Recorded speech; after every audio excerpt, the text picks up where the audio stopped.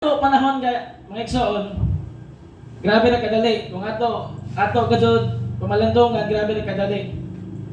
Dili wala ta kabalo sa maabot sa atong ugma. Bisan gani kadtong panahon nga nagbiyahe mi ni Giselle.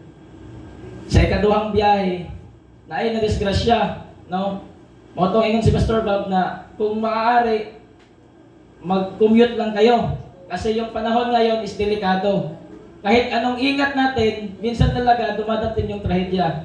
So, salamat sa buhay ng Diyos nga safe and sound maghihapon nga nakaabot, midering walay mga kakulyan sa mong kinabuhi. So, ang title karon na ang pagkadalhon is all about submission. So, mga igsoon, pag maabot tag submission, unsa may naa sa atong huna-huna? Pagpasakop. So, dili ta magbuot kay magpasakop man ta. Amen? So, ang meaning sa submission is an act of submitting something. Simple definition lang siya. Action nga nagsubmitar ta. Either ang atong kaugalingon o mga butang. Sa Bible meaning, in the submission means voluntarily surrendering one's will and authority to a higher power or authority, often in obedience to God or established structures. It's a virtue that reflects humility, obedience, and trust in God's plans, encompassing various relationship and societal structure. So tinood mga igsoon, kung mayroong taog submission, lisod kaayo sundon o lisod kaayo buhaton tungod kay walay pugsanay kay surrendering oneself gani. I-surrender ni imong kaugalingon o kinahanglan og humility. So kinsa may nagsumitar sa iyang kaugalingon na wala siya nagpaubos. Amen? So tanan nagsabit sa kaugalingon magpaubos. Na ay obedience. Kay wala ka nagsabitar sa imong kaugalingon kung wala ka mutuman. O na ay pagsalig, trust in God's plans. Nagsalig ka. For example, ako nag-duty man ko sa PSA kataghanan na hipayo naman. Ang mga client, isip ako ang gardya, musabitar sila sa ako. Tungod kay naa sa ako ang authority.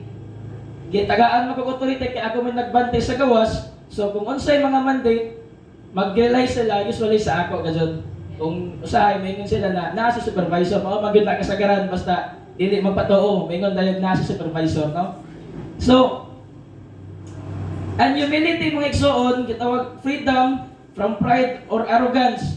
So, pagpaubos yun, so mao ning isa sa kumbaga requisite aron ta makasubay sa gitawag na submission. Example sa submission mga igsoon, LTO rules and regulations. So tanan ta makarelate no. Ug moingon ang LTO nga bawal mag-drive og walay helmet, bawal gyud ta siya.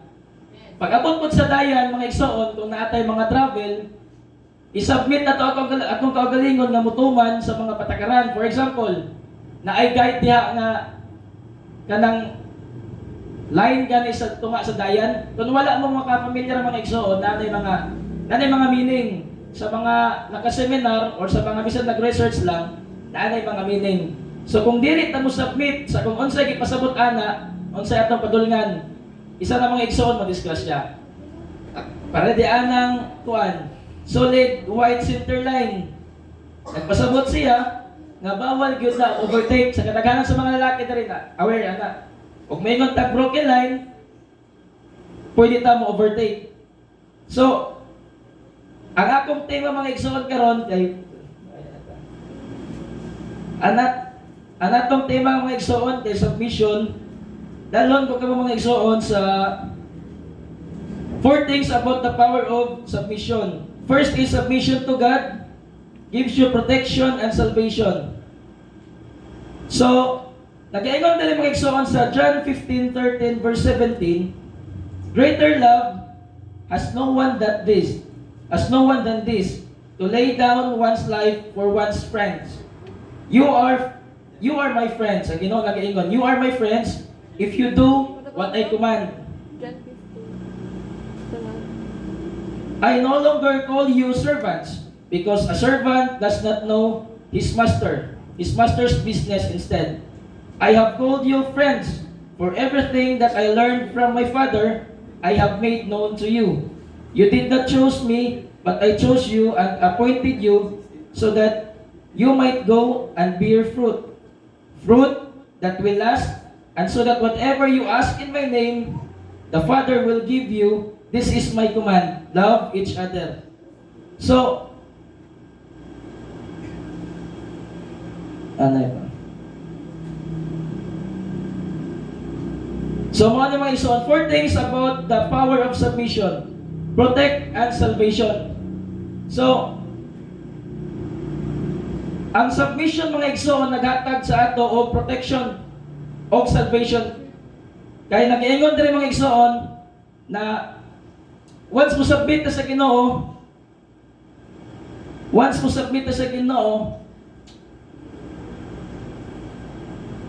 gitaagaan ta og kagawasan nga mahimong mga friends sa Ginoo. So pag kita mga igsoon, pag sa inyong kaugalingon na may friend, gitagaan mo og protection o salvation. Kinagayon din mga igsoon, you are my friends if you do what I command.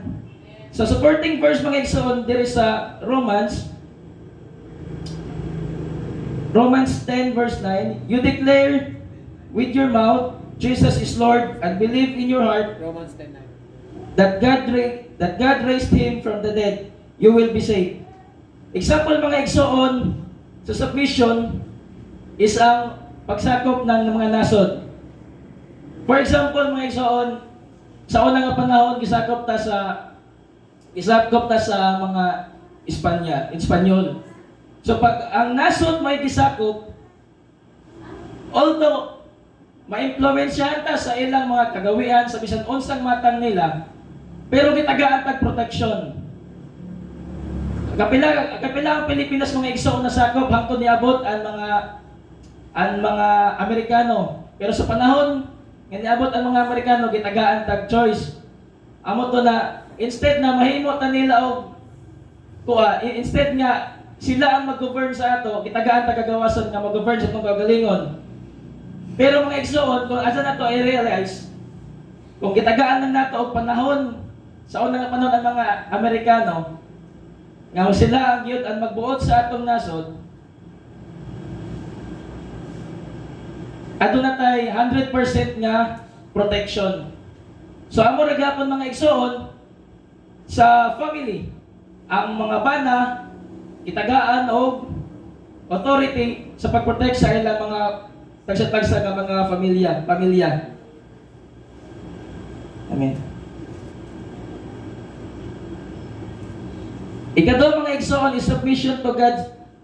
Submission to God gives you purpose and direction. You did not, nagaygon rin mga igsoon nga, you did not choose me, but I chose you and appointed you so that you might go and bear fruit. So pag gisabitan na to atong kagalingon mga igsoon sa Ginoo, adunay purpose ang atong tagsa-tagsa ka kagalingon. Nakakita na mugtaw mga igsoon nga wala siya mahibalo kung unsay purpose diri sa kalibutan. Isod kaayo mabuhay mga igsoon na walay purpose. Ang uban tungod kay nawad ang mga paglaom, nagpakamatay o nagpahiagom sa mga kahilayan. Tungod kay wala sila'y purpose, wala sila'y reason para mabuhay. So, og naghatag pog direction. Ikatulong mga igsoon, submission to God's give you power and authority. Ang supporting verse ng aning mga igsoon is in Matthew 16 verse 19, Jesus declares that He will give Peter the keys of the kingdom in heaven, and that whatever Peter binds or looses on earth will be bound or loosed in heaven. So, pag musabitan ta sa Ginoo mga igsoon, aduna tay power and authority. Tungod kay gitagaan naman tag chance sa Ginoo nga mahimong iyang mga anak, and so magsunod ang power of authority. Kisa man nagapahingilin na diri og mga yawo igsoon, ako wala pa, pero I do believe nga sa inyo mga igsoon, naka-rebuke na mo nga naay isapian. Kung kinsa diri sila pastor, sila pastora, gitagaan na ta og power of authority sa Ginoo nga manghingilin og yawa. Amen. Amen.